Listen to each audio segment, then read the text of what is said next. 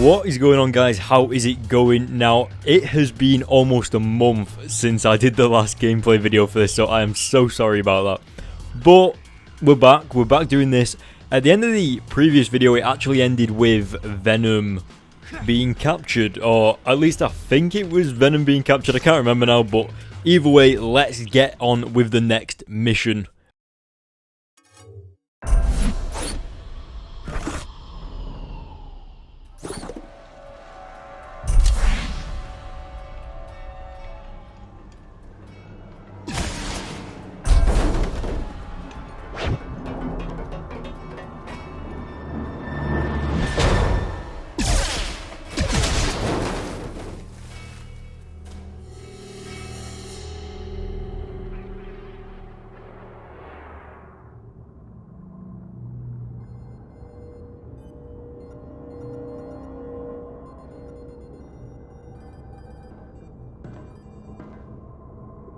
Target secured.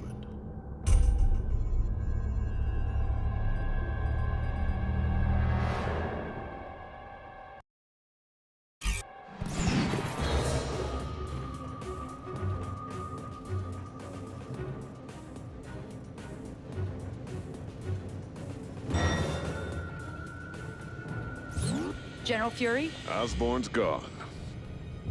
Yes, sir. Of course he is. Why else hit this target? What is that? Jamming device. High-tech disposable. Blinds our eye in the sky. That's where we thought the boat had sunk. If Osborn is on the loose again, should we mobilize units around Parker? If we do our jobs, Parker will never even know this happened.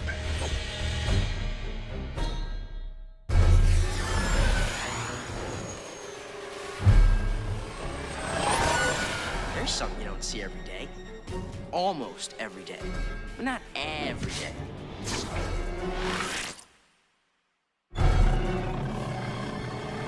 Hey!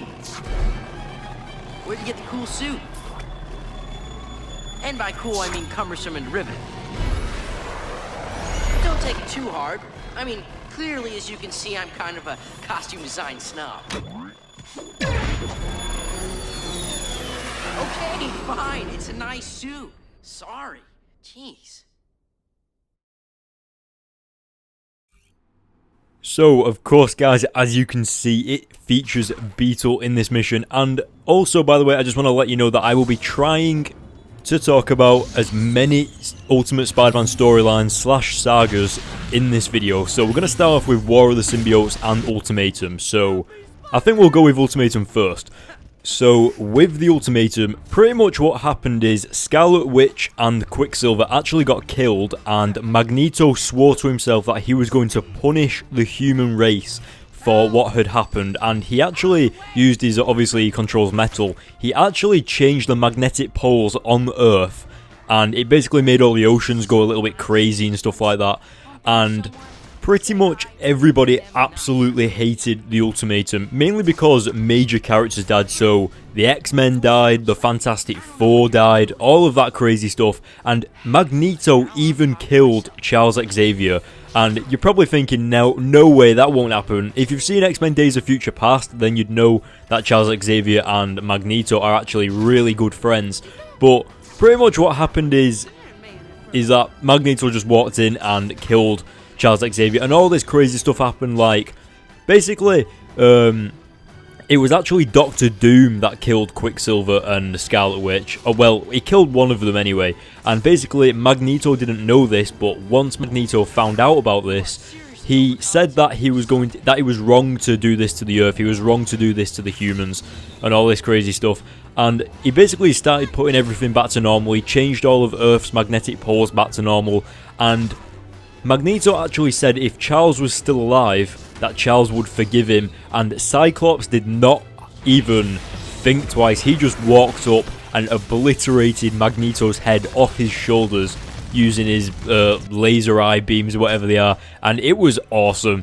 But as you can tell, it's kind of gruesome, but actually Cyclops ended up being shot by Quicksilver, because it turns out that Quicksilver actually survived. So yeah, basically the entire storyline was just about everyone being killed, and it was actually supposed to end with all the major characters, so Doctor Strange, Daredevil, X-Men, Fantastic Four, Spider-Man even, was all supposed to be dead. Literally, that was supposed to be the end of the comics, but then they were rebooted after the Ultimatum, and instead of it being called Ultimate Spider-Man, it got rebooted to Ultimate Comics Spider-Man.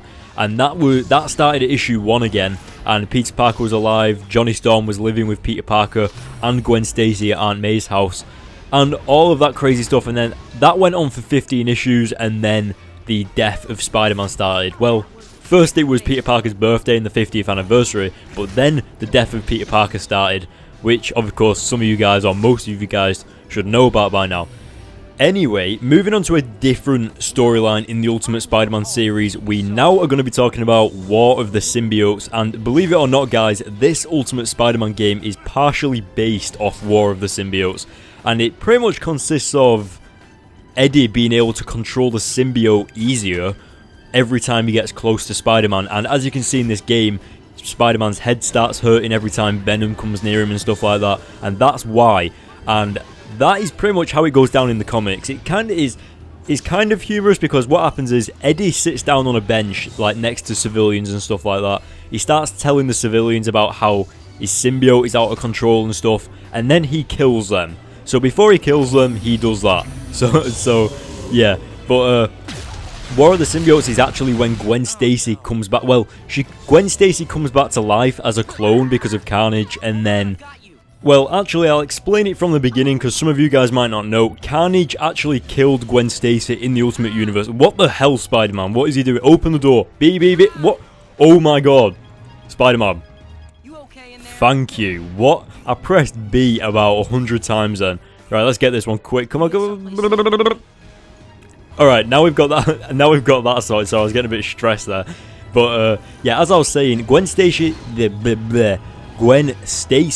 was actually killed by Carnage in the Ultimate Universe, and pretty much what happened is when Carnage killed her, he actually took a bit of her DNA, and all this other stuff happened. We're going to skip a bit, but I'm going to be quiet now for this cinematic for you guys, so yeah.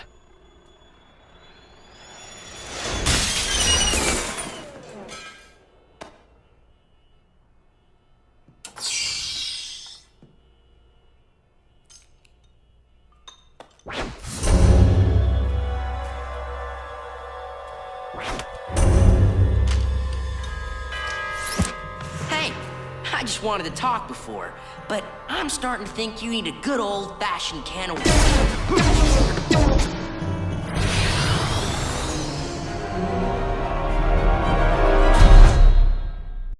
Alright, anyway, continuing on with this story, pretty much what happened is Carnage eventually, well, not came back, but she was being held at S.H.I.E.L.D. because it was pretty much the Carnage symbiote, but it looked like Gwen Stacy, and they couldn't figure out why, and they were holding her at S.H.I.E.L.D., and then eventually she actually escaped and returned to Peter Parker's house, and then when Peter actually found her, he was confused, he was scared kind of and all that stuff, and basically then Eddie Brock turned up, and just like in this game, when Eddie Brock gets close to Peter Parker and the Carnage symbiote, he gets more control over his Venom symbiote, so eventually he absorbed the Carnage symbiote from Gwen Stacy, and then all of a sudden Gwen Stacy just became regular Gwen Stacy. But anyway guys, I'll continue this in a second, let's watch this cinematic. You are very irritating. Really? Oh, I like to think I'm more charming than irritating.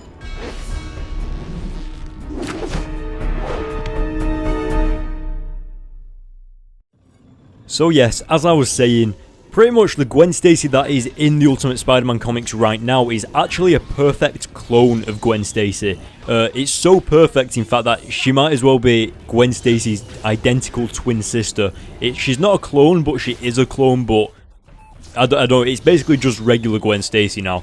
And yeah, wait a minute, where the hell did Beetle just go? Hello, come on Beetle. I'm not even joking, where's he gone? I know that there's like different floors, but I didn't think that he changed already, so... Oh well, right, we're just gonna have to like jump off the building and check. Oh, there he is. Well anyway, yeah, all that stuff happened. It's kind of, you need to read the comics, which I will actually be reviewing in January. All Ultimate Spider-Man comics from issue 1 to issue 133. I will be doing that once the Spider-Verse ends, by the way, guys, in case you didn't know that. But yeah, so anyway, I did actually see some of you guys comment asking me to talk about the black suit in the Ultimate Spider-Man comics. Now, it's kind of hard because pretty much Spider-Man only wore the black suit for about half an issue. He wore it for about maybe an issue to half an issue, and then he actually got rid of it because it started taking control of him, and he actually nearly killed a criminal in an alley because it like made him angry and all that stuff. But yeah, there's not really much to say about the black suit on Spider-Man for the Ultimate Spider-Man comics, but he does actually get it back in issue 100 and I think it's issue 120 or something like that. Somewhere around there, the black suit actually goes back onto Peter and he actually screams no. And eventually the Ultimates get the symbiote off Peter's body and it's all good. Now, I don't really know what else I could talk about in terms of... Oh, I just accidentally hit my mic. Sorry about that, guys. But yeah, I don't really know anything else that I can talk about with them storylines that I've just been speaking about. So I'm going to talk about one of my favourites, which is either the Clone Saga. I've already spoken about that, so I'm not really going to talk about that much. But there's also the issues at the beginning. It actually took 4 issues for Uncle Ben to die. So what took Stan Lee a whole issue to have Peter Parker becoming Spider-Man and Uncle Ben... Do you know what? I'll continue after this cutscene. Where'd he go? Where did he go? No, seriously. Well, that just figures. Hey, I know you get this all the time, but any of you see a big, scary robot guy with a backpack? Latverian Embassy? That's just great. Oh, right, the next mission is actually Green Goblin. Well, the next Spider-Man mission anyway, because that's actually Green Goblin's mansion/house, I think, if I remember correctly, in this game. I'm not entirely sure. But anyway, continuing with what I was saying, basically what took Stan Lee 1 issue to have Peter Parker becoming Spider-Man, Uncle Ben dying, and Peter learning the... with great power comes great responsibility, actually took Brian Michael Bendis in the Ultimate Spider-Man issues 4 issues to have Uncle Ben die. And Spider-Man didn't actually appear in the Spider-Man costume until the 6th issue. Holy crap. I think what Brian Michael Bendis actually wanted to do as a writer was get his audience to actually care for Uncle Ben. He wanted us to get to know Uncle Ben a little bit more so that we actually felt quite sad for when he died, actually. But yeah. Also, guys, another thing about the 6th issue is that it actually features my favourite page out of all Ultimate Spider-Man comics, which is the first appearance of Green Goblin. Now, of course, in the 616 universe, Green Goblin is just a guy in a suit. It's just Norman Osborn in a suit.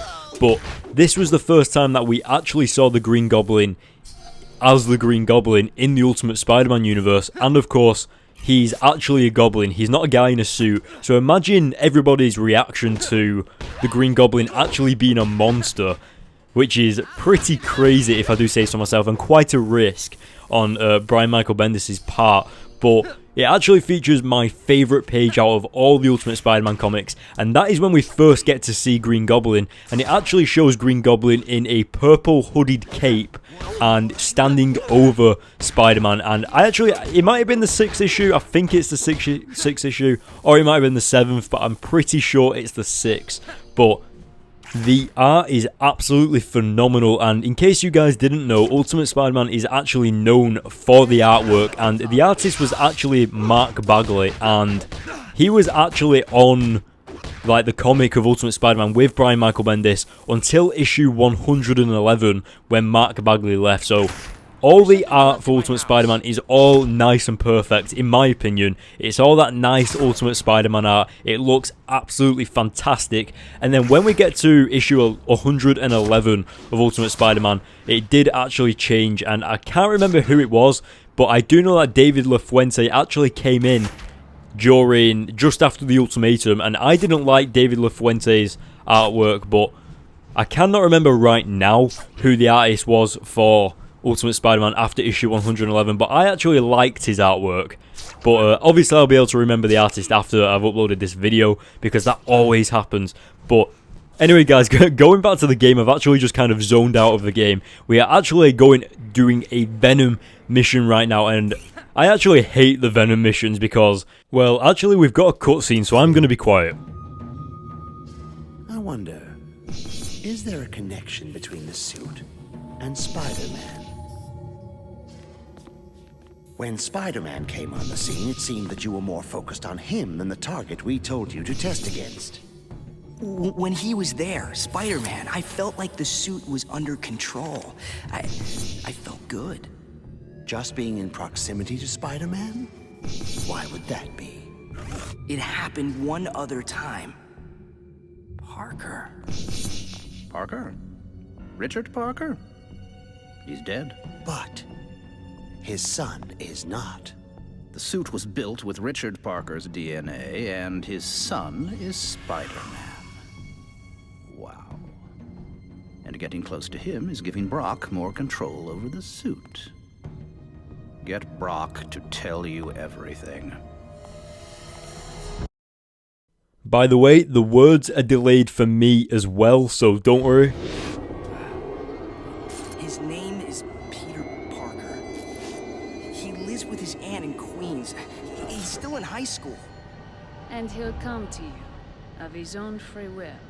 No, I don't think we have to worry about that. What the hell are you doing?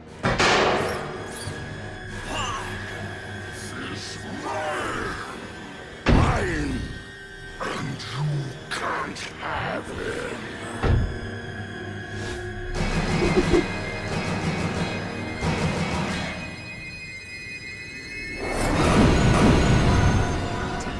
Brock! You are not going to kill me! Do you hear me in there? You are not going to kill me!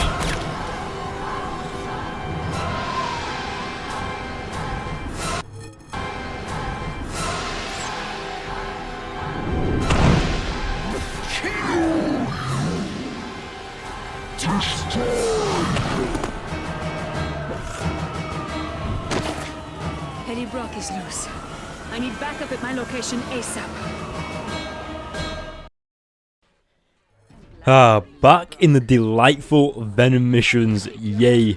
But also we're actually doing a boss battle with Silver Sable, which is awesome. Now, Silver Sable doesn't actually have a major role in the Ultimate Universe. I think I've already said this before in a previous gameplay video for this, but yeah, she's not that major of a villain. I think it's only in this story arc because I think it's in War of the Symbiotes in Ultimate Spider-Man comics. She is actually trying to capture Venom, and that is how all of this is. And because the Ultimate Spider-Man game is kind of based off War of the Symbiotes, that's why she's in it.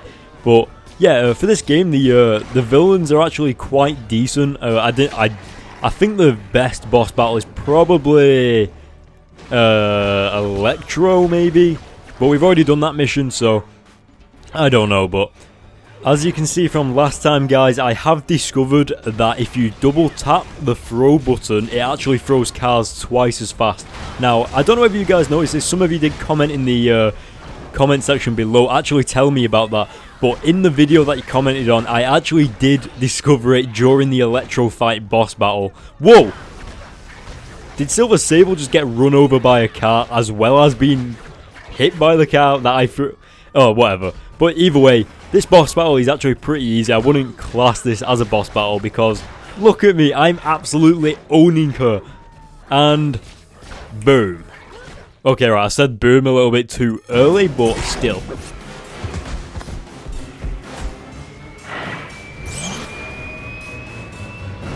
Rip it apart! We'll return what is left to Crash.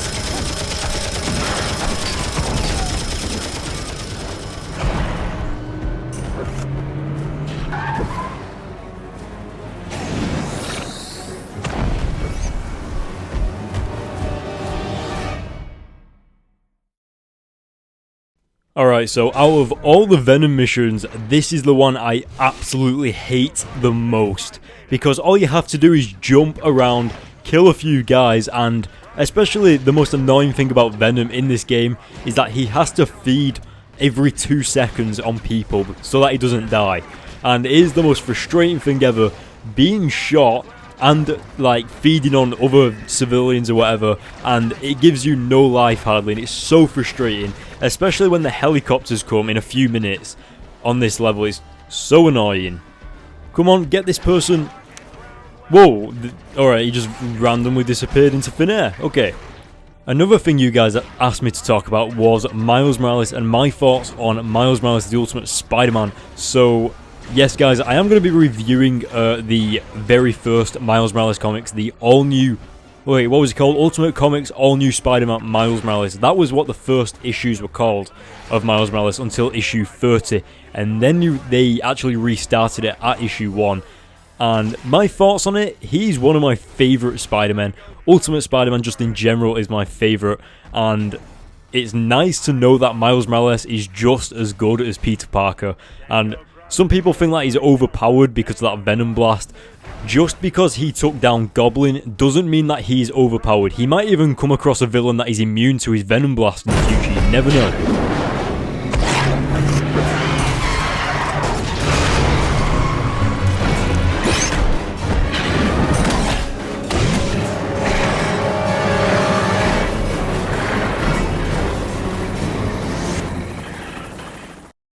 Also guys, I don't know whether you guys have heard this, but in Miles Morales The Ultimate Spider-Man issue 10, which releases in 2015, Miles is actually going to unleash a new spider power. What the hell could that be? I mean, he's already got Venom Blast, he can already stick to walls, he's already got most of Peter Parker's spider abilities. I mean, it kind of sounds like Peter Parker got bit by a spider that didn't have that much powers, you know what I mean? Like, it sounds like Miles got bit by such a better spider compared to Peter Parker, but whoa, that helicopter just took like most of my life. Anyway, going back to Miles Morales, yeah, so he's gonna unleash a new spider power, and he's also going to find out how he's connected to Hydra and his father and all that. It is going to be interesting, and of course, like always, I will be reviewing it. But yeah, let me know what you guys think about Miles Morales in the comments section below. And I do also understand that on the Marvel website it does say that Miles Morales The Ultimate Spider-Man issue 8 released on the 2nd or 3rd of December. Well, actually, during the run up to Christmas, the Marvel website starts getting the release dates wrong. But if you actually go into the Marvel Wikia page, it actually says that Miles Morales The Ultimate Spider-Man issue 8 releases on the 17th of December. And another thing to look out for, guys, if it hasn't been a month since the last issue, then the date is probably wrong. So it always is and always has been one issue per month for Ultimate Spider-Man. It's always been like that. So if it hasn't been a month since the last issue, then it is not the real release date. Bloody hell, that messed up my words there a bit. But yeah, so guys, just keep that in mind when you're asking me and stuff like that. I know some of you guys get really excited. And of course, I do too, so there's nothing to worry about really. Like, if you ask me, I will happily tell you. And some of you guys actually apologise to me when when you actually get the date wrong, and there's really no reason to apologise, guys. I understand there's probably a million more just like you that have asked me the same question, so don't worry about it.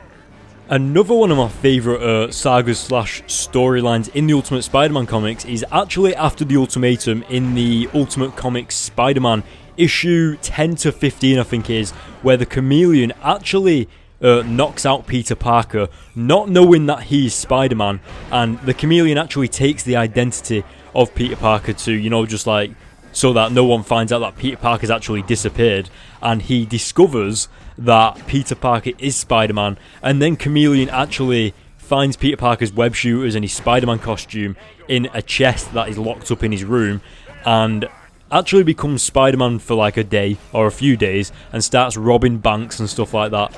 Anyway, we have a cutscene, so I'm going to be quiet.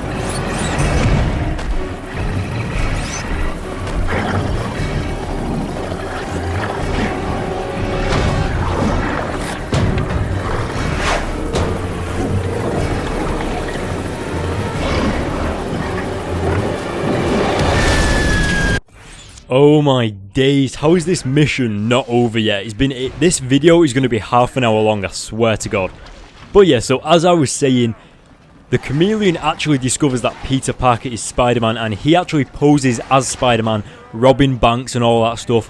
And of course, Iceman and Johnny Storm, the Human Torch, are actually living with Aunt May at Peter's house due to the event with the Ultimatum, and pretty much they start to realise that something's a little bit off with Peter and all that, and it's so awesome. There's one part in one of the comics where, because Aunt May has forbid Johnny Storm and Iceman and Peter from being superheroes for the time being, only for a short time, but when she realises that Peter Parker has been kidnapped, the final page of the comic says, "Go and bring my Peter home." Or it says something like that anyway, but it's just so freaking awesome. It's so epic that it's literally, Aunt May in the Ultimate Spider-Man comics is more of a badass than Peter Parker, I swear to God. Is this the end? Please let this be the end.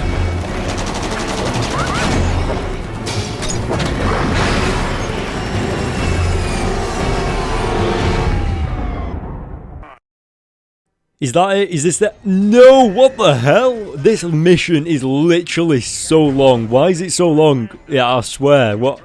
Anyway, let's continue with talking about Ultimate Spider-Man to pass the time. But yeah, so that is actually Ultimate Comics Spider-Man issue 10 to issue 15, if I remember correctly. But it also messes up Peter Parker's love life as well, because Peter and Mary Jane aren't exactly in a relationship anymore at this point. Peter is actually dating Gwen Stacy, or he was dating Gwen Stacy, until she ran away from home, because in case you guys don't know, Johnny Storm, Bobby and Gwen are actually all living at Aunt May's house with Peter Parker because of the Ultimatum and everything like that.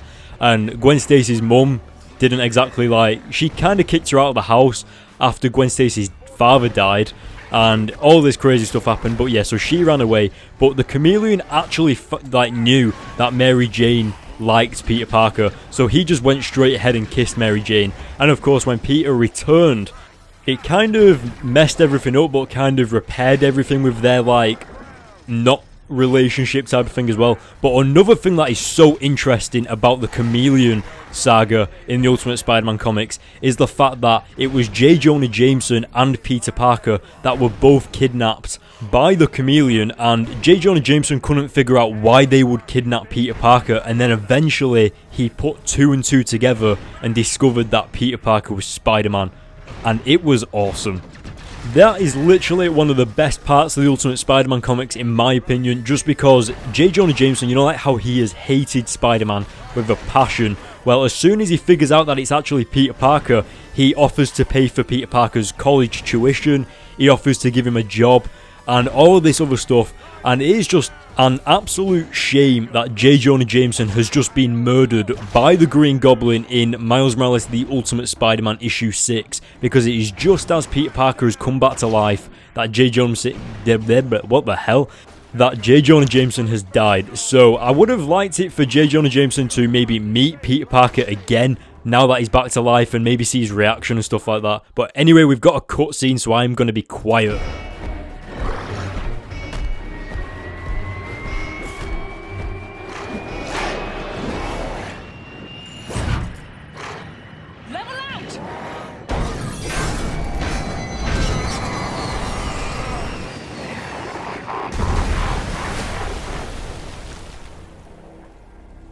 We may have lost Eddie Brock, but we've still got Peter Parker.